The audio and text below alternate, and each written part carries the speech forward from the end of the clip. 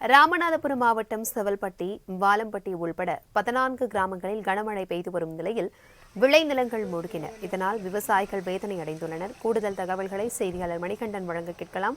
வணக்கம் மணிகண்டன். வெள்ளத்தால் மழைநீர் முழுவதும் சூழ்ந்து தற்பொழுது விவசாய நிலங்கள் சேதமடைந்திருக்கிறது. விவசாயிகளுடைய கோரிக்கை என்னவாக இருக்கிறது? விவரங்களை பகிர்ந்துக்கோங்க.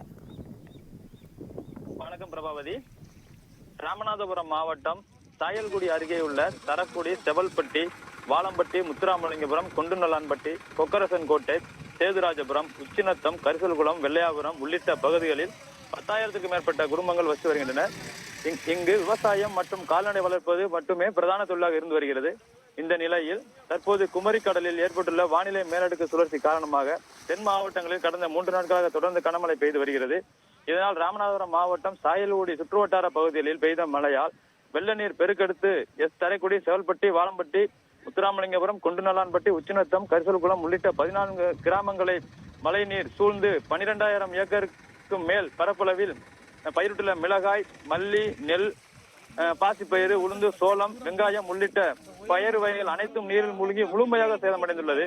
மேலும் அப்பகுதியில் உள்ள விவசாயிகள் வளர்த்து பாதுகாத்து வந்த ஆடு, மாடு, கோழி உள்ளிட்ட கால்நடைகளும் வெள்ள நீரில் அடித்து இழுத்து செல்லப்பட்டு ஆங்காங்கே உயிரிழந்து கிடந்து வருகிறது.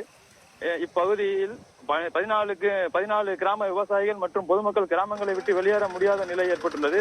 மேலும் அப்பகுதி பொதுமக்கள் குடிநீர், உணவு உள்ளிட்ட அத்தியாவசிய பொருட்களை கூட வாங்க முடியாமல் சிரமத்திற்கு ஆளாகி வருகின்றனர்.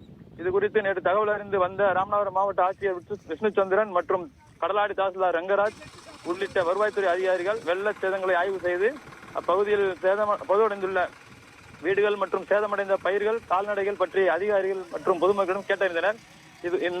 இதனால் இந்த பகுதியில் பாதிக்கப்பட்ட விவசாயிகளுக்கு உரிய இழப்பீடு அந்த பகுதியில் உள்ள விவசாயிகள் கோரிக்கை விடுத்துள்ளனர். பிரபாவதி, தகவல்களுக்கு நன்றி மணிகண்டன்.